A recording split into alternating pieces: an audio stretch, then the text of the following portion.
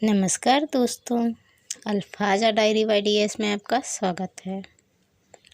7 habits of highly effective people, अति प्रभावकारी लोगों की 7 आदतें। बुक की पूरी समरी मैं आपके लिए लेकर आई हूँ अपने चैनल पर। मेरे चैनल पर इसकी एक प्लेलिस्ट बना दी जाएगी, आप वहाँ पर जाकर इस बुक की पूरी समरी सुन सकते हैं। ये एक बेस्ट सेलिंग बुक है जिसके 15 से 20 मिलियन सोल्ड हो चुकी है। तो आप समझ ही सकते हैं कि इस पुस्तक की प्रभावकारिता को। यदि आप इस पुस्तक को अच्छे से समझते हैं और अपने जीवन में उन आदतों को अमल करते हैं तो आप एक महान व्यक्ति बन सकते हैं। आप अपना प्रभाव दूसरों पर छोड़कर अपना काम निकाल कर अमीर भी बन सकते हैं। और हाँ दोस्तों, यदि आप चैनल पर नए आए हैं तो प्लीज़ चैनल को सब्सक्राइब कर बेल आइकन को क्लिक कर लें और वीडियो पसंद आने पर लाइक व शेयर करना ना भूलें। और मैं आपको एक बात ये भी बता दूं कि मेरे चैनल पर आपको rich dad poor dad book जो है उसकी पूरी समरी भी एक प्लेलिस्ट में मिलेगी। आप चैनल पर जाइए और प्लेलिस्ट चेक कीजिए। इसके साथ ही आपको प्रेमचंद की कहानियाँ भी मिलेंगी और अन्य बड़े बड़े राइटर्स की, जैसे सुभद्रा कुमारी चौहान, मोहन राकेश, मालती जोशी, इन सभी की कहानियों के साथ तेनालीराम की कहानियाँ भी मिलेंगी और कुछ ज्ञानवर्धक कहानियाँ भी आपको मेरे चैनल पर मिलेंगी। और इसके साथ ही मेरी लिखी कुछ कहानी और कविता भी आपको मिलेंगी। तो आप ज़रूर से मेरे चैनल को सब्सक्राइब कीजिए। ये चैनल ना आपका मनोरंजन करेगा बल्कि आपके ज्ञान को भी बढ़ाएगा। आपका जब भी कुछ अच्छा सुनने का मन हो आप मेरे चैनल पर आ सकते हैं, कहानियाँ भी सुन सकते हैं और ज्ञानवर्धक पुस्तकें भी सुन सकते हैं। तो चलिए अब शुरू करते हैं। पहली आदत प्रोएक्टिव बने के बारे में जो लिखा गया है, प्रभाव के व्रत का विस्तार करना। यह एहसास प्रेरणादायी है कि किसी परिस्थिति पर अपनी प्रतिक्रिया का चुनाव करके हम उस परिस्थिति पर प्रबल प्रभाव डाल सकते हैं। जब हम किसी रासायनिक सूत्र के एक हिस्से को बदलते हैं तो हम परिणामों की प्रकृति को बदल देते हैं। मैंने कई वर्षों तक एक संगठन के साथ काम किया है जिसका नेतृत्व एक बहुत प्रतिभाशाली व्यक्ति कर रहे थे। उनमें प्रवृत्तियों को पहले से ही भांपने की क्षमता थी। वे रचनात्मक, प्रतिभावान, सक्षम तथा बुद्धिमान थे और यह बात सब जानते थे, परंतु उनकी मैनेजमेंट शैली तानाशाह जैसी थी। वे अपने कर्मचारियों से इस तरह व्यवहार करते थे जैसे वे गोफर्स अयोग्य हों और उनमें निर्णय लेने की बुद्धि ना हो। वे संगठन के कर्मचारियों से इस तरह से बोलते थे, यह करो, वह करो, अब यह करो, अब वह करो, निर्णय मैं लूँगा। इसका परिणाम यह हुआ कि उन्होंने लगभग पूरी एग्जीक्यूटिव टीम को अपना विरोधी बना लिया। उनके कर्मचारी गलियारे में इकट्ठे होकर एक दूसरे से उनके बारे में शिकायतें करते थे।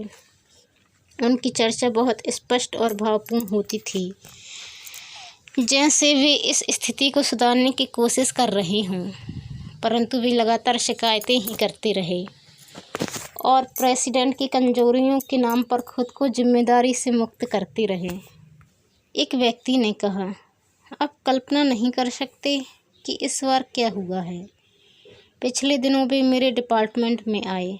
मैंने पूरी तैयारी कर रखी थी, परंतु उन्होंने आने के बाद बिल्कुल ही अलग संकेत दिए। कई महीनों से मैंने जिन कामों पर मेहनत की थी उन पर उन्होंने पल भर में गोली मार दी।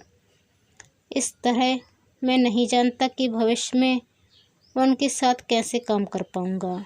उनके रिटायर होने में अभी कितना समय बचा है। दूसरा व्यक्ति बोला, वे अभी 59 साल के हैं। क्या तुम्हें लगता है कि तुम अगले 6 साल तक यहाँ काम कर सकते हो? मुझे नहीं मालूम। वैसे वे इस तरह के इंसान हैं जिन्हें शायद रिटायर ही नहीं किया जाएगा, परंतु उनमें से एक एग्जीक्यूटिव प्रोएक्टिव था। वह भावनाओं की बजाय जीवन मूल्यों से संचालित होता था। उसने पहल की। उसने अनुमान लगाया, खुद को प्रेसिडेंट की जगह पर रखकर देखा और स्थिति का अध्ययन किया। वह प्रेसिडेंट की कमजोरियों से अपरिचित नहीं था, परंतु आलोचना करने के बजाय उसने उनकी भरपाई करने की कोशिश की। जहां प्रेसिडेंट की शैली कमज़ोर थी, वहां वह अपने कर्मचारियों को बचाने की कोशिश करता था और उन कर्मचारियों को महत्वहीन बना देता था। और वह प्रेसिडेंट की शक्तियां उनकी भविष्य दृष्टि, प्रतिभा, रचनात्मकता के अनुरूप काम करता था। इस व्यक्ति ने अपने प्रभाव के व्रत पर ध्यान केंद्रित किया।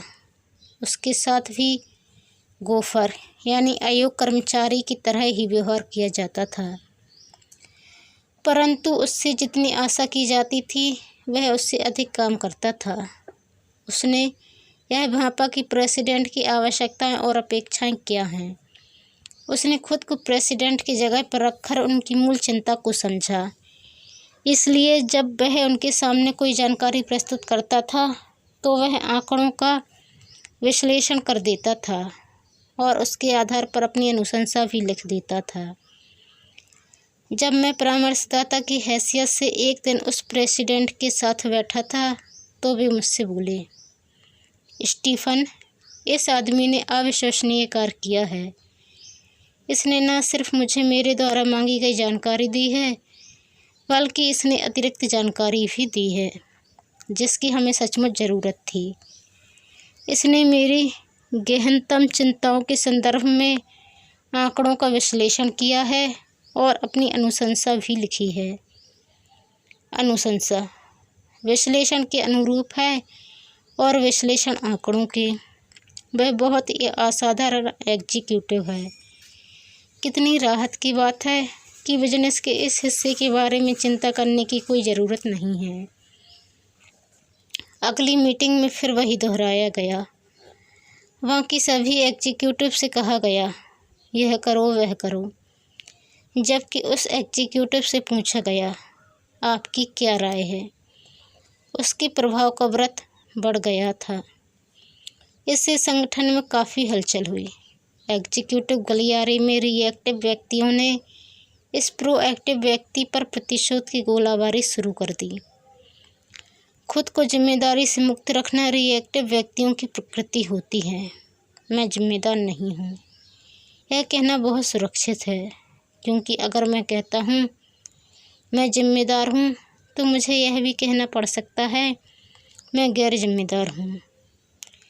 मेरे लिए यह कहना बहुत मुश्किल होगा कि मेरे पास अपनी प्रतिक्रिया चुनने की शक्ति है, और अपनी प्रतिक्रिया चुनने के कारण ही मैंने अपने परिवेश को नकारात्मक व कपटपूर्ण बनाया है, खासकर तब जब मैं वर्षों से किसी दूसरे व्यक्ति की कमजोरियों के नाम पर खुद को परिणामों की जिम्मेदारी से बचाता आया हूँ।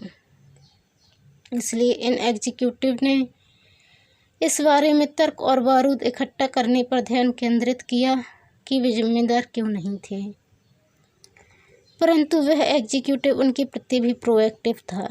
धीरे धीरे उसके प्रभाव का व्रत उन लोगों तक भी पहुंचा।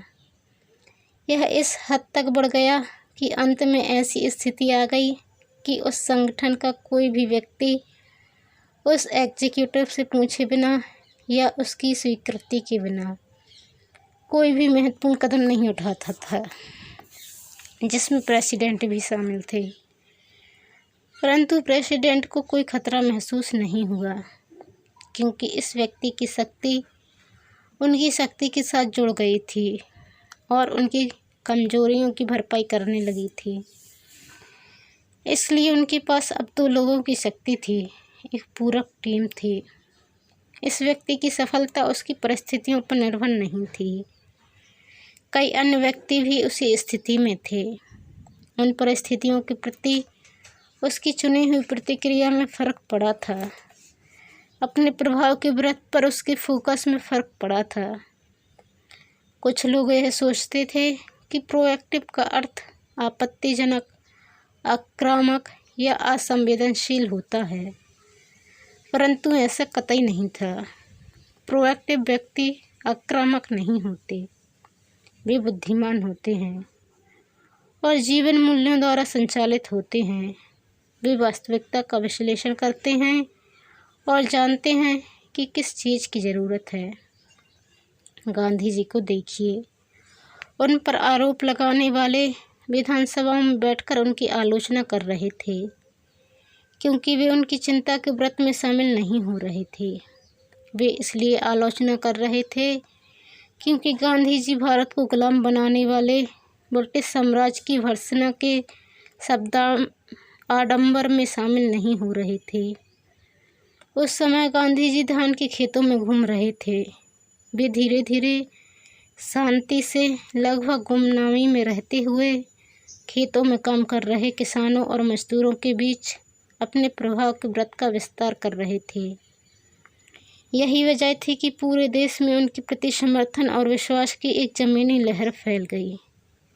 हालांकि उनके पास कोई पद या राजनीतिक कुर्सी नहीं थी, परंतु करुणा, साहस, उपवास और नैतिक आग्रह के द्वारा उन्होंने अंततः इंग्लैंड को घुटने टेकने पर विवश कर दिया। उन्होंने अपने प्रभाव के व्रत का विस्तार करके उसकी शक्ति के 30 करोड़ लोगों को राजनीतिक प्रतंत्रता को ख़त्म कर दिया। होता और बन सकता हूँ। हमारी चिंता किस व्रत में है, यह निर्धारित करने का एक तरीका होता और बन सकता हूँ के अंतर को पहचानना है। चिंता का व्रत होता से भरा हुआ है। मैं खुश होता अगर मुझ पर कर्ज नहीं होता, अगर मेरा बॉस इतना तानाशाह नहीं होता, अगर मेरे पति में अधिक धैर्य होता, अगर मेरे बच्चे अधिक आज्ञाकारी होते, अगर मेरे पास डिग्री होती, अगर मेरे पास अपने लिए अधिक समय होता। प्रभाव का व्रत बन सकता हूँ से भरा हुआ है। मैं अधिक धैर्यवान बन सकता हूँ, अधिक बुद्धिमान बन सकता हूँ, अधिक प्रेमपूर्ण बन सकता हूँ। यह चरित्र पर केंद्रित होता है। जब भी हम सोचते हैं कि समस्या कहीं बाहर है, तो यह विचार ही समस्या है। इस तरह हम बाहरी चीज़ों को खुद पर नियंत्रण करने की शक्ति देते हैं। इस विचार में परिवर्तन का पैराडाइम बाहर से अंदर की ओर है। हमारे बदलने से हमारे बाहरी चीज़ों को बदलना होगा। प्रोएक्टिव नीति अंदर से बाहर की ओर बदलना है, अलग बनना और अलग बनकर बाहरी परिस्थितियों में सकारात्मक परिवर्तन करना। मैं अधिक बुद्धिमान बन सकता हूँ, अधिक परिश्रमी बन सकता हूँ, अधिक रचनात्मक बन सकता हूँ, अधिक सहयोगपूर्ण बन सकता हूँ। ओल्ड टेस्टामेंट की एक कहानी मुझे विशेष प्रिय है, जो यहूदी ईसाई परंपरा के मूलभूत ढांचे का हिस्सा है। यह जोसेफ की कहानी है, जिन्हें 17 साल की उम्र में उनके भाइयों ने मिस्र में दास के रूप में बेच दिया था। कल्पना कीजिए, जोसेफ के लिए यह कितना आसान होता कि वे पोटीफर के दास के रूप में खुद पर तरस खाते हुए दुख के सागर में डुबकियां लगाते, अपने भाइयों तथा अपने मालिक की कमजोरियों पर ध्यान केंद्रित करते और अपने अभावों पर विलाप करते। परंतु जोसेफ प्रोएक्टिव थे। उन्होंने बन सकता हूँ पर जोर दिया और कुछ ही समय बाद वे अपने मालिक पोटीफर का पूरा व्यापार संभालने लगे। पोटीफर को जोसेफ पर बहुत विश्वास था, इसलिए उन्होंने जोसेफ को अपनी सारी संपत्ति का प्रभारी और कर्ता धर्ता बना दिया। फिर वह दिन आया जब जोसेफ एक मुश्किल परिस्थिति में फंस गए, परंतु यहाँ भी उन्होंने अपनी ईमानदारी से समझौता करने से इनकार कर दिया। इसके परिणाम स्वरूप उन्हें अन्यायपूर्ण तरीके से 13 साल के लिए जेल में डाल दिया गया। परंतु एक बार फिर वे प्रोएक्टिव बने। उन्होंने अपने अंदरूनी प्रभाव के व्रत पर काम किया और होता के बजाय बन सकता हूँ पर जोर दिया। इसकी बदौलत वे जल्दी ही जेल का संचालन करने लगे और अंततः पूरे मिस्र का मार्गदर्शन करने लगे। उन्होंने इतनी प्रगति कर ली कि वे सम्राट के बाद दूसरे स्थान पर आ गए। मैं जानता हूँ कि यह विचार बहुत से लोगों के लिए बहुत बड़ा पैराडाइम परिवर्तन है। स्वयं की निष्क्रिय स्थिति के लिए दूसरों को, कंडीशनिंग को या परिस्थितियों को दोष देना बहुत आसान है, परंतु अपने जीवन को नियंत्रित करने की जिम्मेदारी हमारी है, क्योंकि हम में प्रतिक्रिया करने की क्षमता है। इस समय हम जो हैं उस पर काम करके अपनी परिस्थितियों पर प्रबल प्रभाव डालने के लिए भी हम ही जिम्मेदार हैं। अगर मेरे वैवाहिक जीवन में कोई समस्या है तो अपनी पत्नी के दोष लगातार गिनाने से मुझे वास्तव में क्या हासिल होगा? मैं जिम्मेदार नहीं हूँ। यह कहकर मैं खुद को परिस्थितियों का शिकार बना रहा हूँ। मैं खुद को एक नकारात्मक स्थिति में निष्क्रिय बना रहा हूँ। मैं अपनी पत्नी को प्रभावित करने की अपनी क्षमता को भी कम कर रहा हूँ। मेरे ताने, दोषारोपण व आलोचनात्मक नज़रिए उसे और कमज़ोर बना देते हैं, क्योंकि वह अपनी कमजोरियों को तर्कसंगत ठहराने की कोशिश करती है। मेरी आलोचना तो उस व्यवहार से भी बुरी है जिसे मैं सुधारना चाहता हूँ। स्थिति को सकारात्मक रूप से प्रभावित करने की मेरी क्षमता ऐसे व्यवहार के कारण मुरझा जाती है और अंततः मर जाती है। अगर मैं अपनी स्थिति को सचमुच सुधारना चाहता हूँ तो मैं उस एक चीज़ पर काम कर सकता हूँ जो मेरे नियंत्रण में है, यानी मैं खुद।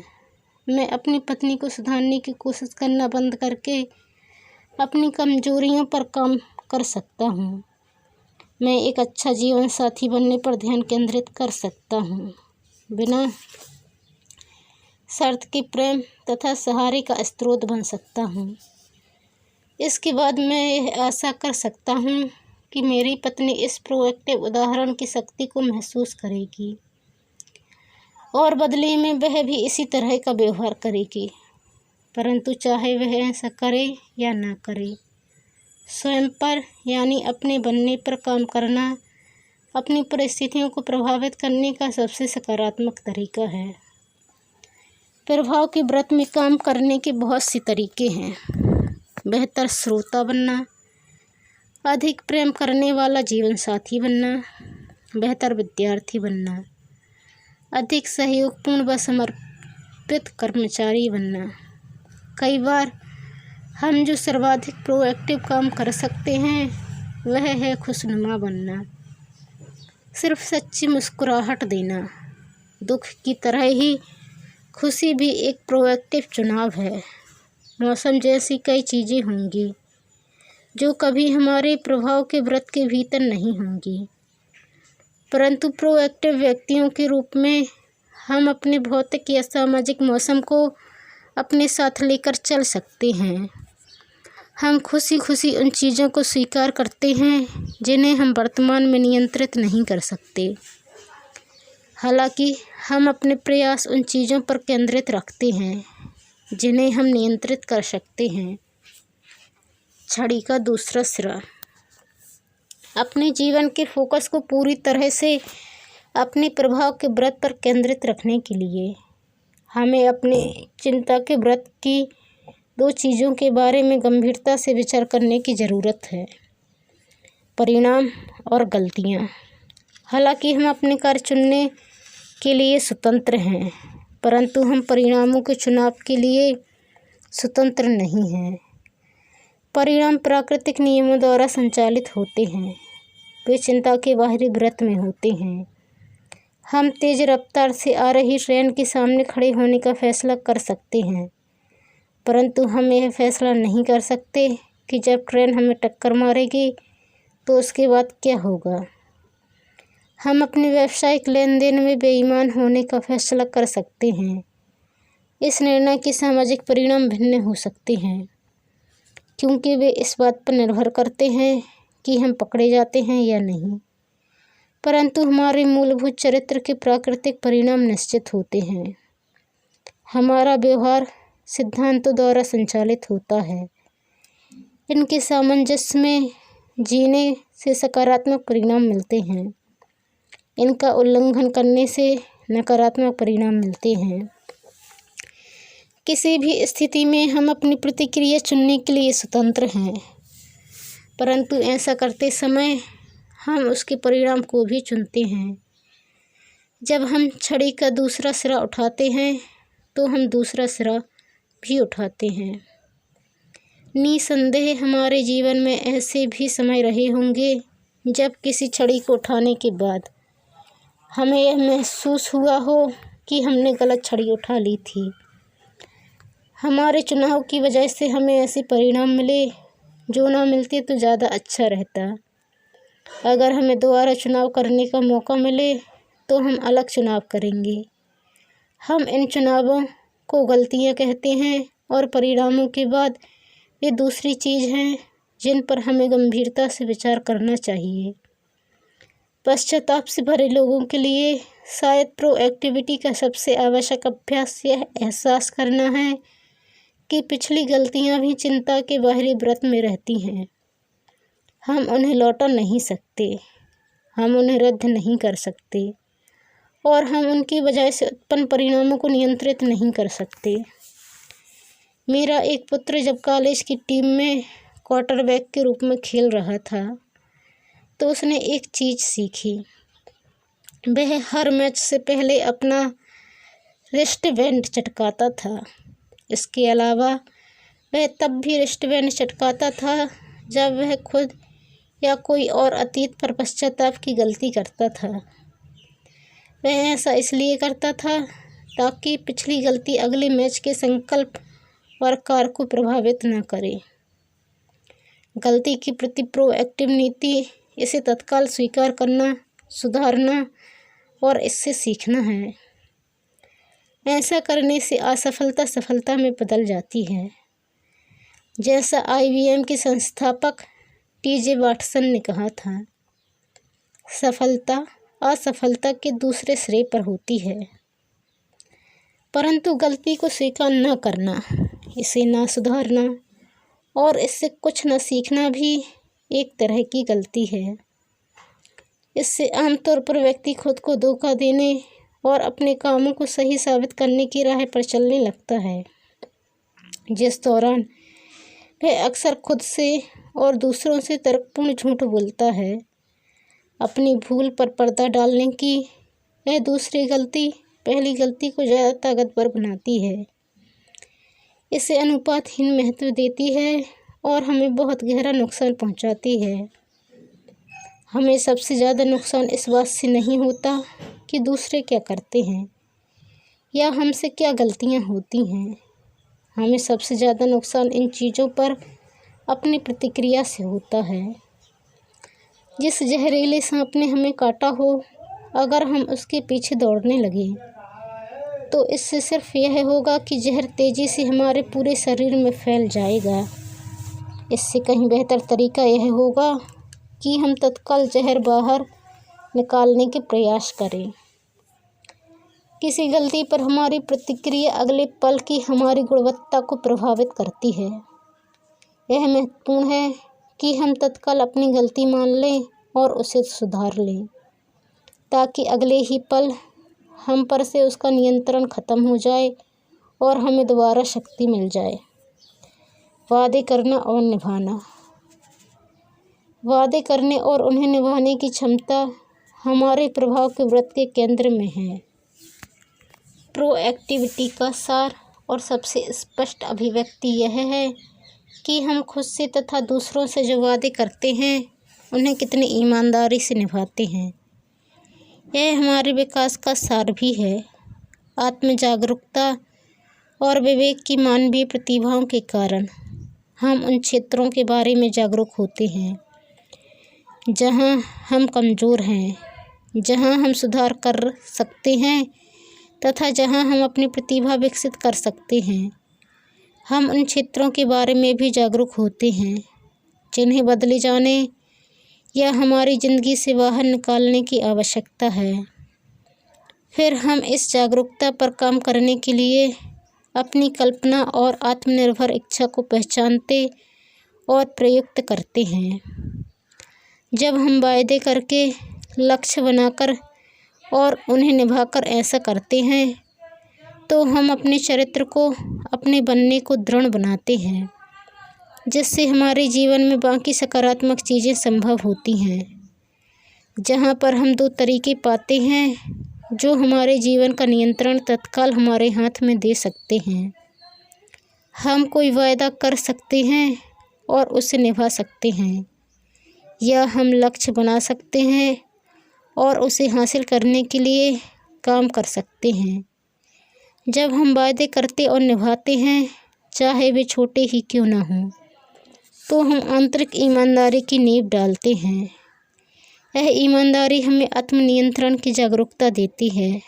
यह हमें अपने जीवन की अधिक जिम्मेदारी लेने की शक्ति तथा साहस प्रदान करती है। जब हम खुद से तथा दूसरों से किए गए वादे लगातार निभाते हैं तो धीरे धीरे हमारे लिए हमारी प्रतिष्ठा हमारे मूड से ज़्यादा महत्वपूर्ण हो जाती है। खुद से वादे करने और निभाने की शक्ति प्रभावकारिता की मूलभूत आदतों को विकसित करने का सार है। ज्ञान, योग्यता और इच्छा सभी हमारे नियंत्रण में है। हम तीनों के संतुलन को सुधारने के लिए किसी पर भी मेहनत कर सकते हैं। जैसे जैसे कटाव या प्रतिच्छेदन का क्षेत्र बढ़ता जाता है, वैसे वैसे हम उन सिद्धांतों को गहराई से आत्मसात करने लगते हैं जिन पर आदतें आधारित हैं। इसके साथ ही हम चारित्रिक दृढ़ता भी विकसित करते हैं, जो हमें जीवन में बढ़ी हुई प्रभावकारिता की ओर संतुलित रूप से आगे बढ़ाती है। प्रोएक्टिविटी 3 दिवसीय परीक्षण। हमें अपनी प्रोएक्टिविटी को पहचानने और विकसित करने के लिए फ्रैंकल की तरह मृत्यु शिविर के अनुभव से गुजरने की ज़रूरत नहीं है। रोज़मर्रा के साधारण अनुभवों से ही हम जीवन के असाधारण दबावों से निपटने की प्रोएक्टिव क्षमता विकसित कर सकते हैं।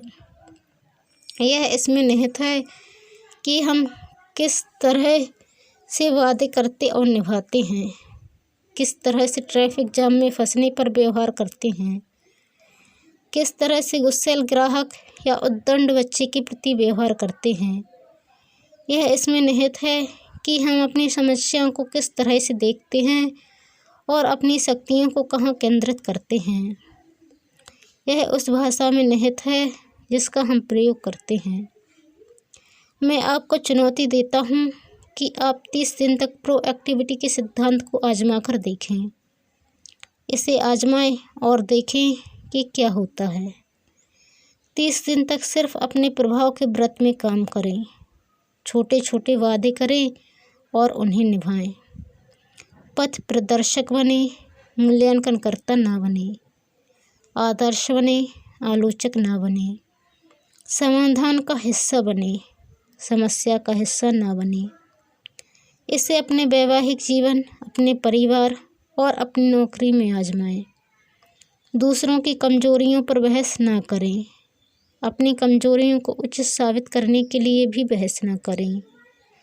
जब आप कोई गलती करें तो उसे तुरंत मान लें, सुधारें और उससे सीख लें।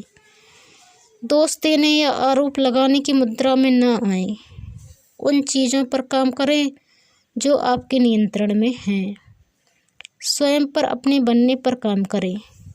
दूसरों की कमजोरियों पर दोषारोपण करने के बजाय उन्हें करुणा की दृष्टि से देखें। मुद्दा यह नहीं है कि वे क्या नहीं कर रहे हैं या उन्हें क्या करना चाहिए। मुद्दा तो यह है कि स्थिति पर आप कौन सी प्रतिक्रिया चुनते हैं और आपको क्या करना चाहिए। अगर आप यह सोचने लगते हैं कि समस्या कहीं बाहर है तो खुद को रोकें। दरअसल यह विचार ही समस्या है। जो लोग अपनी बीज रूपी स्वतंत्रता का हर दिन अभ्यास करते हैं वे उस स्वतंत्रता को धीरे धीरे बढ़ा लेंगे। जो लोग ऐसा नहीं करते वे पाएंगे कि यह मुरझा गई है और दूसरों ने उन्हें अपने हिसाब से जीने के लिए बाध्य कर दिया है। वे उन स्क्रिप्ट के हिसाब से काम करते हैं जो उनके माता पिता, सहयोगियों तथा समाज ने लिखी है। हम अपनी प्रभावकारिता, सुख और अंत में मैं कहना चाहूँगा अपनी अधिकांश परिस्थितियों के लिए भी खुद ही जिम्मेदार हैं। सैमुअल जॉनसन ने कहा था, संतुष्टि का सोता मस्तिष्क से फूटना चाहिए। जिस व्यक्ति को मानवीय स्वभाव का इतना कम ज्ञान है कि वह अपने व्यवहार के अलावा किसी दूसरी चीज़ को बदलकर सुख हासिल करना चाहता है, वह अपना जीवन निरर्थक प्रयासों में बर्बाद करेगा और जिस दुख को वह दूर करना चाहता है उसे कई गुना बढ़ा लेगा। यह जानना कि हम जिम्मेदार हैं और प्रतिक्रिया करने में सक्षम हैं, प्रभावकारिता और उसकी हर आदत के लिए, जिस पर हम चर्चा करेंगे, मूलभूत है। अमल में लाने के सुझाव। एक दिन के लिए अपनी और अपने आसपास के लोगों की भाषा पर ध्यान दें। कितनी बार आप इस तरह के रिएक्टिव वाक्यांश सुनते या बोलते हैं, जैसे अगर, मैं नहीं कर सकता या मुझे करना पड़ेगा। दूसरा, किसी ऐसी घटना का अनुमान लगाएं जिससे आपका निकट भविष्य में सामना हो सकता है और जिसमें अतीत के अनुभव के आधार पर आप शायद रिएक्टिव तरीके से व्यवहार करेंगे। अपने प्रभाव के व्रत के संदर्भ में स्थिति की समीक्षा करें। आप प्रोएक्टिव तरीके से किस तरह व्यवहार कर सकते हैं। कुछ मिनट तक अपने मस्तिष्क में उस घटना की तस्वीर देखें और उसमें स्वयं को प्रोएक्टिव तरीके से प्रतिक्रिया करते हुए देखें। स्वयं को उद्दीपन और प्रतिक्रिया के बीच की खाई के बारे में याद दिलाएं। खुद से वायदा करें कि आप विकल्प चुनने की अपनी स्वतंत्रता का प्रयोग करेंगे। तीसरा, अपने ऑफिस या व्यक्तिगत जीवन की किसी ऐसी समस्या को चुनें जो आपको कुंठित कर रही हो। यह तय करें कि यह किस श्रेणी में आती है। क्या यह प्रत्यक्ष नियंत्रण, अप्रत्यक्ष नियंत्रण या शून्य नियंत्रण की समस्या है। इसे सुलझाने के लिए उस पहले कदम का चुनाव करें जो आप अपने प्रभाव के व्रत में उठा सकते हों और फिर वह कदम उठा लें। चौथा, प्रोएक्टिविटी के 30 दिवसीय परीक्षण को आजमाएं। अपने प्रभाव के व्रत में हो रहे परिवर्तन के बारे में जागरूक रहें। तो ये था अति प्रभावकारी लोगों की 7 आदतों में पहला आदत प्रोएक्टिव बने। प्रोएक्टिव बने मतलब आप दूसरों को बदलने की कोशिश ना करके उस स्थान पर स्वयं को रख कर देखें और फिर स्वयं में बदलाव लाएं, तो आप चीज़ों को बेहतर तरीके से मैनेज कर पाएंगे। इसके बाद दूसरी आदत है अंत को ध्यान में रखकर शुरू करें, जो अगले पार्ट मतलब 10 पार्ट से शुरू होगी। इस आदत को बहुत विस्तार में समझाया गया है, तो इसके लिए 5-6 वीडियो बनेंगे और हो सकता है उससे भी ज़्यादा बने। इस आदत को यदि आप अच्छे से समझ लिए और अपने जीवन में आत्मसात कर लिए तो आपके द्वारा लिया गया हर निर्णय सही साबित होगा और आपको सफलता ज़रूर दिलाएगा। तो इस दूसरी आदत को बहुत विस्तार में हम समझेंगे। चैनल पर नए आए हैं तो प्लीज़ सब्सक्राइब माय चैनल।